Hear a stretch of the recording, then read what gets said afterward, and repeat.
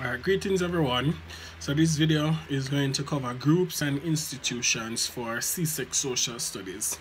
Alright, so let's begin. A group is a number of people who interact frequently, share common interest, share a feeling of unity, work towards a common goal or objective, and have common expectations of behavior that conform to established guidelines. Good. So those are the characteristics of a group. Great. So there are several types of groups. So the first type of group that we are going to look at is primary group. So a primary group is usually categorized by size and the frequency and quality of interaction. So again, a primary group is usually small and interaction is frequent, so there's a lot of intimacy in primary groups, right? So members see each other relatively often and they're familiar with each other, right? So them sit and talk regularly. So an example of a primary group would be a class of students. That's a primary group, right? So they see each other 5 times per week and they sit and talk because they have the same kinds of classes. Good. Now there is another type of group that is a secondary group, right? A secondary group is usually larger than a primary group. Interaction is not so frequent and there is loss of intimacy. So an example of a secondary group would be a school. So the primary group would be a class of students and then the secondary group now would be a school, right? So there are also formal and informal groups, right? So in formal groups, there is a structure, meaning there is a clearly defined leader, assigned roles and responsibilities for people. Good. They share common goals, right? So everybody knows the main purpose of the group in a formal group. Good. There are rules and regulations and there are also sanctions for formal groups, right? There are membership requirements. You can't just become a member like that of a formal group. There is a process that you must go through in order to become a member. Good. Formal groups also have marks of identity, right? There are common needs and interests. Interaction is determined by rules and regulations. There are established patterns of behavior in formal groups and there's cooperation to achieve the goals. So an example of a formal group would be like a school or a cadet. Good. That is a formal group, or a workplace that has like a uniform. You know, you can't just go there and work like that. You have to apply, you have to have certain qualifications. Same thing with schools, right? So those are examples of formal groups. There's no informal groups now, which is the opposite of formal groups, right? So there's no clear structure, no outlined leader, there are no rules and regulations, no requirement for membership, no real marks of identity. So an example of a informal group would be boys playing football or boys playing cricket. A group of boys on a corner, right? Probably a study group. That would be informal. Good. There is another type of group called peer group, right? This is made up of persons of a similar age who share a similar social status, right? Similar experiences and interests as well. So an example of a peer group would be a study group. Right, so persons within the same class or the same age range that sit and study on a regular basis or time to time. Great. There are also interest groups, pressure groups, there are voluntary groups, and then there are involuntary groups, right? Voluntary group is a group that you will join from off of your own free will and you are not paid to do the work, so you do it freely. Good. An example of a voluntary group is Red Cross, Blue Cross, Kiwanis Club, Rotaract Club, right? Then there are involuntary groups. These are groups that you become a member where you don't have a choice, so against your own free will. Good. So military services in certain countries like in North Korea, right? Those are involuntary groups because you persons are forced to join them, right? Your family is also an involuntary group because you never had a choice in the family that you were going to be a part of, right? So that makes it now an informal group. Good. So we're looking now at institutions. So the word institutions has 2 distinct meanings, right? One meaning for institution is an established custom or pattern of behavior in a society, sometimes called a norm, right? So norms exist as a part of social control.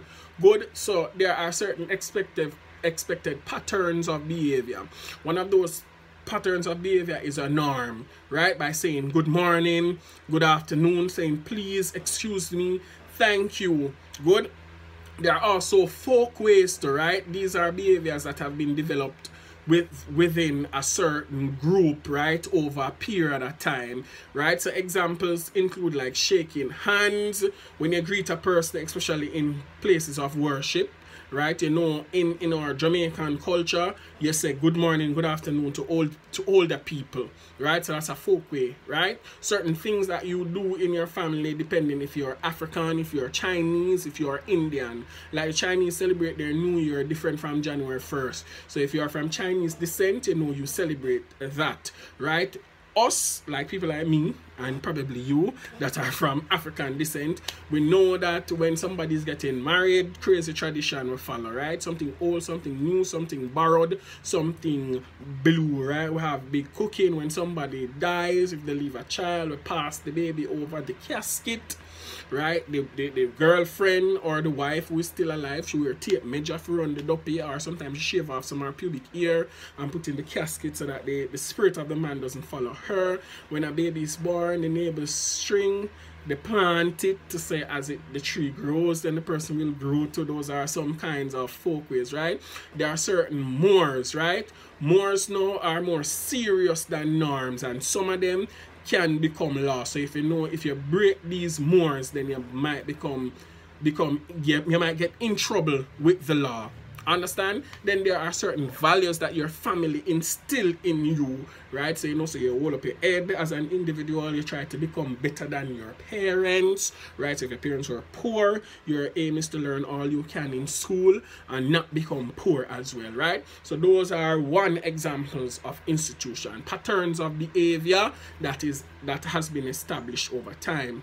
Then now there are another type of institutions, right? This is a formal specialized organization. Good. So one definition for institution again is patterns of behavior. Then we have the specialized organizations. We would have already dealt with the patterns of behavior. Now we're moving on to specialized organizations. Good. Sorry. So some characteristics of an institution. Good. There is a hierarchical structure, meaning there are clear lines of authority within clearly defined structure.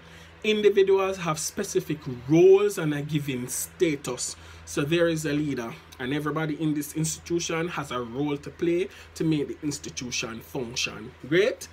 The institution serves a specific function in society. When we look at them individually, we're going to see the purpose that each serves. So each of them have a specific purpose that they are fulfilling in the society. Institutions have written rules. So these are guidelines that you must follow, and you know with rules come sanctions. So if you break these rules, there are certain penalties that you must pay or you must live up to. Institutions endures over time. So from as far as time has existed, these institutions have existed, right? There are also symbols that make you know the particular institutions, right? So they are distinctly identified from any other thing or any other kind of institution. Good. There are also rituals. These are set actions performed for a set purpose, which is also symbolic for these institutions. Good. Then the types of institutions now that we have. We first have educational institutions. Good. These are like schools, colleges, universities, and these are the main function of educational institutions is to educate the people, right? That's the main function of educational institutions. Good. So they teach basic skills, they teach knowledge and skills for specific jobs, right? They develop people into critical thinkers, and they address the spiritual, moral, educational, and physical development of each individual. Good. Then there are examples of educational institutions. I said that already, right? Schools, colleges, universities, right? Then there are economic institutions. Good. So they produce and manage resources, and the money that is used as the medium, and money, sorry, is used as the medium of exchange. Good. So examples of economic institutions are like banks, building societies, credit unions, right? Those institutions deal with managing money. Those are economic institutions. Then there are also recreational institutions, right? And we know that recreational institutions deal with leisure, right? Having fun, letting your ear down, relaxing, a time for rest, a time for pleasure, a time for amusement, right? Or in order to stay fit and healthy like me, like how me fit and look healthy, right? That is what recreational institutions are for. So examples include like sports clubs, theaters, music venues for all those music festivals, right? Like Jam World, they used to keep Sting, or down at St. Thomas that keeps Rebel Salute, down by Montego Bay that keeps Sumfest, right? Red Stripe Sumfest, and also tourist resorts are examples of recreational institutions, right? All those lovely hotels. Good. Then there are religious institutions as well. These allow individuals to practice their faith, right? So this is where they can go and get closer to their God, whichever one that they want to believe in. And there's also some sense of fellowship because they meet up with like-minded people and they worship God. They talk about God, they talk about their daily struggles and how they can help each other, right? So examples of religious institutions include church, synagogue, temple, mosque, and some others too. Good. Then we have political institutions. Good. Political institutions, we know, deals with government, right? And the government is responsible for ensuring that the society is able to grow and prosper and to be safe and secure, right? There are many competing and sometimes conflicting interests within a country, and a government has to see that everyone's interests are taken into account and regulated. Good. So that is the aim of political institutions. Their aim is to form the next government. Good. So political institutions include political parties and some trade unions too that are attached to political parties, right? So if there are any questions on groups and institutions, you can post those questions in the comment section below. Remember to like, share, subscribe, and leave a comment. Thank you for watching.